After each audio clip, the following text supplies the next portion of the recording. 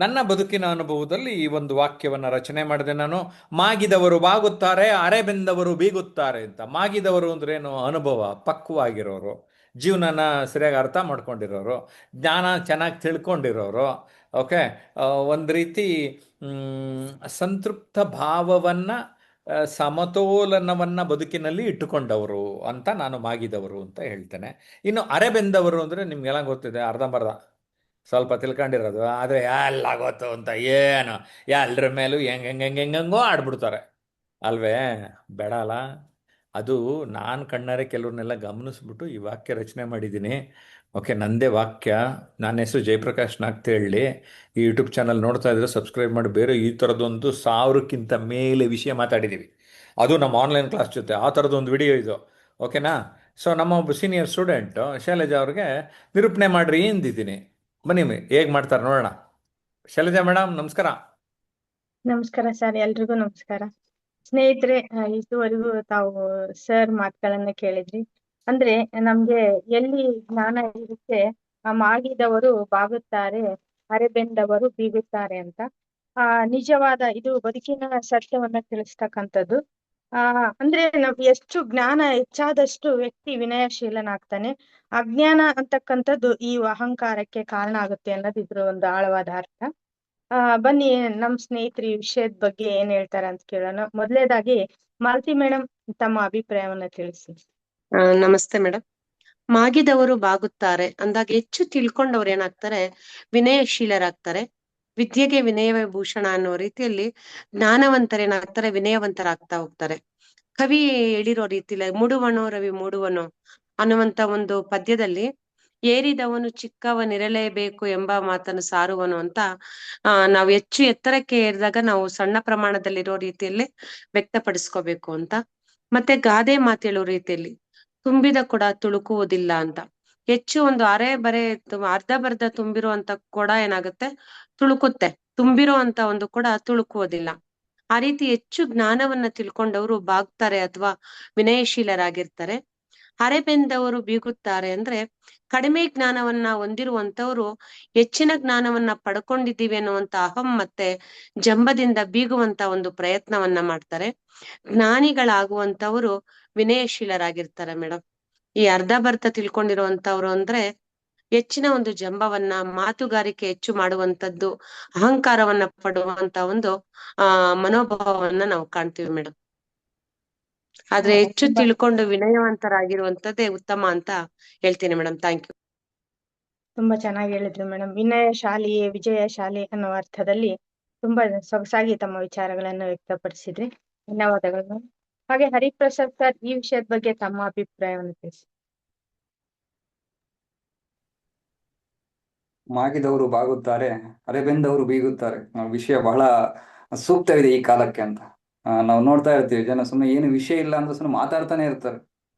ಹಾಗೆ ಒಂದು ಗಾದೆ ಇದೆ, ಏನಂತ, ತುಂಬಿದ ಕೂಡ ತುಳುಕುವುದಿಲ್ಲ ಅಂತ. ಇನ್ನೊಂದು ಇಂಗ್ಲಿಷ್ ನಲ್ಲಿ ಎಂಟಿ ವಿಸಲ್ ಮಚ್ ಮೋರ್ ನಾಯ್ಸ್ ಅಂತ, ಅಂದ್ರೆ ಖಾಲಿ ಪಾತ್ರೆಗಳ ಸಪ್ಪಳ ಜಾಸ್ತಿ ಅಂತ. ತುಂಬಿದ ಕೂಡ ತುಳುಕುವುದಿಲ್ಲ, ಎರಡು ನಾವು ಅವು ಅರ್ಥಗಳನ್ನು ತಿಳ್ಕೊಂಡಂತ ಸಂದರ್ಭದಲ್ಲಿ ಮನುಷ್ಯ ಏನು ಆ ಜ್ಞಾನವನ್ನು ಪಡೆದಿರ್ತಾನೆ ಮನುಷ್ಯ, ಆ ಮನುಷ್ಯ ಎಲ್ಲವನ್ನು ಜ್ಞಾನ ತಿಳ್ಕೊಂಡು ಅವನು ಸೈಲೆಂಟ್ ಆಗಿರ್ತಾನೆ, ಅಂದ್ರೆ ಗೊತ್ತಿಲ್ದಂಗೆ ಇರ್ತಾನೆ ಅಂತ. ಅದು ಅರ್ಧ ಬರ್ದವ್ರು ಏನ್ ಮಾಡ್ತಾರೆ ಅಂದ್ರೆ ತೋರ್ಪಡಿಕೆಗೋಸ್ಕರ ನನ್ಗೆ ಗೊತ್ತಿದೆ ಅಂತ ತೋರಿಸ್ಕೊಡುವಂಥದ್ದು ಹೇಳ್ತಾರೆ. ತಿಳಿದವರು ಮಾತಾಡ್ಬೇಕಲ್ಲ, ಮಾತಾಡ್ಬೇಕು ಅಂತ ಮಾತಾಡ್ತಾರೆ. ಅದು ತಿಳಿದೇ ಇರುವಂತವ್ರು ಏನ್ ಮಾಡ್ತಾರೆ ಅಂತ, ಅರ್ಧ ಬರ್ಧ ಬೆಂದವರು ತನ್ನ ವಿಷಯವನ್ನು ನನ್ಗೆ ಗೊತ್ತಿಲ್ಲದೆ ಇದ್ರು ಗೊತ್ತು ಮಾಡ್ಕೋಬೇಕು ಅಥವಾ ಇನ್ನೊಬ್ರಿಗೆ ತೋರ್ಪಡಿಸ್ಬೇಕು ಅಂತ ಮಾತಾಡ್ತಾ ಇರ್ತಾರಂತೆ. ಹೀಗೆ ಹೇಳ್ತಾ ಹೋಗ್ಬೋದು ಮೇಡಮ್. ಧನ್ಯವಾದಗಳು. ಚೆನ್ನಾಗಿ ಹೇಳಿದ್ರಿ ಸರ್. ಯಾರು ಥ್ಯಾಂಕ್ ಯು ಮೇಡಮ್. ಅರ್ಧಂಬರ್ಧ ಜ್ಞಾನ ಇರುತ್ತೆ ಅವರು ಅಹಂಕಾರಿಗಳಾಗ್ತಾರೆ. ಆದ್ರೆ ಈ ಒಂದು ಅಹಂಕಾರ ಶೂನ್ಯರಾಗ್ಬೇಕಂದ್ರೆ ಜ್ಞಾನವನ್ನ ಗಳಿಸ್ಬೇಕು ಅನ್ನೋ ಒಂದು ಅರ್ಥವನ್ನ ತಮ್ಮ ಮಾತುಗಳಲ್ಲಿ ವ್ಯಕ್ತ ಆಯ್ತು ಸರ್. ಧನ್ಯವಾದಗಳು ಸರ್. ಹಾಗೆ ನೇತ್ರಾವತಿ ಮೇಡಮ್, ತಮ್ಮ ಅಭಿಪ್ರಾಯವನ್ನ ತಿಳಿಸಿ. ಮಾಗಿದವರು ಬಾಗುತ್ತಾರೆ, ಅರೆ ಬೆಂದವರು ಬೀಗುತ್ತಾರೆ ಅಂತ ಹೇಳಿ ಯಾಕೆ ಇದು ನುಡಿ ಇದು ಮಾನವನ್ ಮನುಷ್ಯಂದ್ ಏನ್ ತಿಳಿತದ ಅಂದ್ರೆ ಪಕ್ವತೆ ವಿನಯ ಮತ್ತ ಅನುಭವನೇ ಹೇಳ್ತದ ಮನುಷ್ಯಂದು. ಮತ್ ಈಗ ಮಾಗಿದವ್ರಂದ್ರ ಅನುಭವದಿಂದ ಪಕ್ವವಾದವ್ರು ಅಂತಾನೆ ಹೇಳ್ಬೇಕು. ಮತ್ತೆ ಬಾಗುತ್ತಾರೆ ಅಂದ್ರ ಸರಳವಾಗಿ ಇರುದು, ಎಲ್ಲಾ ಅಹಂಕಾರ ತೊರೆದು ಸರಳವಾಗಿ ಇರ್ತಾನಲ್ಲ ಆ ವ್ಯಕ್ತಿ ಹೋಲಿಕೆ ಆಗ್ತದ. ಉದಾಹರಣೆಗೆ ಒಂದು ಹೊಲದಲ್ಲಿ ಕಾಳು ತುಂಬಿರುವ ಸಸಿಗಳು ಬಾಗ್ತಿರ್ತಾವ, ಯಾವಾಗಲೂ ನೆಲದ ಕಡೆಗೆ ವಾಲ್ತಾವ. ಅದೇ ತರ ಮತ್ತ ಕಾಳುಗಳು ತುಂಬಿರದ ಹಂಗೆ ಬರದಾಗಿರುವಂತ ಸಸಿಗಳು ಏನಿರ್ತಾವ ಯಾವಾಗಲೂ ನೇರವಾಗಿ ಆಕಾಶದ ಕಡೆ ನೋಡ್ತಾ ಇರ್ತಿರ್ತಾವ. ಆ ತರ ಈ ನೇಮ್ ಮನುಷ್ಯನಿಗೂ ಅನ್ವಯ ಆಗ್ತದ ಅಂತ ಹೇಳ್ತೀನಿ. ಈಗ ಬಾವಿ ಒಳಗಿನ ಅರೆ ಬೆಂದವ್ರ ಹೆಂಗಿರ್ತಾರಂದ್ರ ಬಾವಿ ಒಳಗಿನ ಕಪ್ಪಿದ್ದಂಗ. ಯಾಕಂದ್ರೆ ಈ ಸಾಮ್ರಾಜ್ಯಕ್ಕೆ ನಾನೇ ಒಡೆಯ, ನನಗೆ ಎಲ್ಲಾ ಗೊತ್ತು ಅಂತ ಈ ತರ ಬೇಕು ಇರ್ತಾರ, ಕಪ್ಪಿ ಹಂಗ ಒಟ ಗುಟ್ಟುತ್ತಾ ಇರ್ತಾರ ಅಂತ ಹೇಳಕ್ ಇಷ್ಟಪಡ್ತಾನೆ. ನಿಜ ಮೇಡಮ್. ಅಬ್ರಹಂ ಲಿಂಕನ್ ಅವರು ಕೂಡ ಒಂದ್ ಮಾತು ಹೇಳ್ತಾರ, ವಿನಯವಿಲ್ಲದ ಶಕ್ತಿ ಅಪಾಯಕಾರಿ ಅಂತ. ಹಾಗೆ ವಿನಯವನ್ನ ರೂಢಿಸ್ಕೊಳ್ಬೇಕು ಅನ್ನೋ ಒಂದು ಭಾವಾರ್ಥವನ್ನ ತಮ್ಮ ಮಾತುಗಳಲ್ಲಿ ನಾವು ಗ್ರಹಿಸಿದೀವಿ ಮೇಡಮ್. ಧನ್ಯವಾದಗಳು ಮೇಡಮ್. ಹಾಗೆ ಈ ವಿಷಯದ ಬಗ್ಗೆ ಶರಣಬಸಪ್ಪ ಸರ್ ತಮ್ಮ ಅಭಿಪ್ರಾಯವನ್ನ ತಿಳಿಸಿ. ನಮಸ್ಕಾರ ಮ್ಯಾಮ್. ನಮಸ್ತೆ ಸರ್. ಮಾಗಿದವರು ಬೀಗುತ್ತಾರೆ, ಮಾಗಿದವರು ಬಾಗುತ್ತಾರೆ, ಅರೆಬೆಂದವರು ಬೀಗುತ್ತಾರೆ. ಅಂದ್ರೆ ಸರ್, ಅಂದ್ರೆ ಮ್ಯಾಮ್, ಅಹಂಕಾರ ಎನ್ನುವುದು ನಮ್ರತೆಗೆ ಒಂದು ಅಡ್ಡಿ. ಮನಸ್ಸಿನಲ್ಲಿ ಅಹಂಕಾರ ತುಂಬಿಕೊಂಡಿದ್ದಾಗ ಅಲ್ಲಿ ವಿನಯತೆಗೆ ಜಾಗವಿರುವುದಿಲ್ಲ. ಹೀಗಾಗಿ ನಾವು ಅಹಂಕಾರವನ್ನು ಮನಸ್ಸಿನಿಂದ ಹೊರಹಾಕಿ ವಿನಯವಂತರಾಗಿರುವುದನ್ನು ಕಲಿಯಬೇಕಿದೆ. ನಮ್ಮೊಳಗಿನ ಅಹಂಕಾರವನ್ನು ಕಳೆದುಕೊಂಡು ಖಾಲಿಯಾಗಿ ದೈವಿಕತೆಯಾಗಿ ಯೊಂದಿಗೆ ಒಂದಾಗುವುದೇ ನಮ್ರತೆಗಿರುವ ಮಾರ್ಗ. ಇದು ಜಗತ್ತಿಗೆ ಏನಾಗಿರುವೆನೋ ಅದೇ ನಾನು ಎಂಬುದನ್ನು ಒಪ್ಪಿಕೊಳ್ಳುವ ರೀತಿ ಕೂಡ. ನಾವು ನಮ್ರರಾಗಿರುವುದರಿಂದ ಏನನ್ನು ಕಳೆದುಕೊಳ್ಳುವುದಿಲ್ಲ, ಬದಲಿಗೆ ಅದನ್ನು ತಡವಾಗಿ ಆದರೂ ಜನರು ಗುರುತಿಸಿ ಗೌರವಿಸುತ್ತಾರೆ. ನಮ್ರರಾಗಿರಲು ಮಾನವತೆ ಮತ್ತು ಇರುವುದನ್ನು ಇದ್ದ ಹಾಗೆ ಒಪ್ಪಿಕೊಳ್ಳುವ ಗುಣ ಬೇಕಿದೆ. ತುಂಬಾ ಚೆನ್ನಾಗಿ ಹೇಳಿದ್ರಿ ಬಹಳ ಸರ್. ಬಹಳ ವಿನಮ್ರತೆ ಬಹಳ ವಿನಮ್ರರೆಂದು ಕೊಚ್ಚಿಕೊಳ್ಳುವ ಅನೇಕರು ನಮ್ಮ ಸುತ್ತಲಿರುತ್ತಾರೆ. ಆದರೆ ಅವರು ಕೊಚ್ಚಿಕೊಳ್ಳುವ ರೀತಿಯಲ್ಲಿಯೇ ಅವರ ಅಹಂಕಾರ ಎದ್ದು ಕಾಣುತ್ತಿರುತ್ತದೆ ಮ್ಯಾಮ್. ವಿಮ್ರತೆ ಏನಲ್ಲ. ನಮ್ರತೆ ಎನ್ನುವುದು ಕೇವಲ ನಮ್ಮ ಮಾತಿನಲ್ಲಿ ಮಾತ್ರವಲ್ಲದೆ ಬದುಕಿನುದ್ದಕ್ಕೂ ನಮ್ಮ ಕೃತಿಯಲ್ಲಿಯೂ ಎದ್ದು ಕಾಣಬೇಕು. ಉದಾಹರಣೆ ಹೇಳ್ಬೇಕಾದ್ರೆ ಮ್ಯಾಮ್, ನಾಣ್ಯಗಳು ಸದ್ದು ಮಾಡುವುದಿಲ್ಲ. ಧನ್ಯವಾದ. ತುಂಬಾ ಚೆನ್ನಾಗಿ ಹೇಳಿದ್ರಿ ಸರ್. ಮಹಾತ್ಮ ಗಾಂಧಿ ಅವರು ಕೂಡ ಒಂದ್ ಮಾತು ಹೇಳ್ತಾರೆ, ಜ್ಞಾನ ಹೆಚ್ಚಾದಷ್ಟು ವಿನಯವೂ ಹೆಚ್ಚಾಗ್ಬೇಕಂತ. ಹೌದು ಸರ್, ವಿನಯ ನಮ್ರತೆ ಜ್ಞಾನದ ಸಂಕೇತ. ಧನ್ಯವಾದಗಳು ಸರ್. ಹಾಗೆ ವೀರ ಹನುಮಪ್ಪ ಸರ್, ಈ ವಿಷಯದ ಬಗ್ಗೆ ತಮ್ಮ ಅಭಿಪ್ರಾಯವನ್ನು ತಿಳಿಸಿ. ಅನ್ಮ್ಯೂಟ್ ಮಾಡಿ ಸರ್.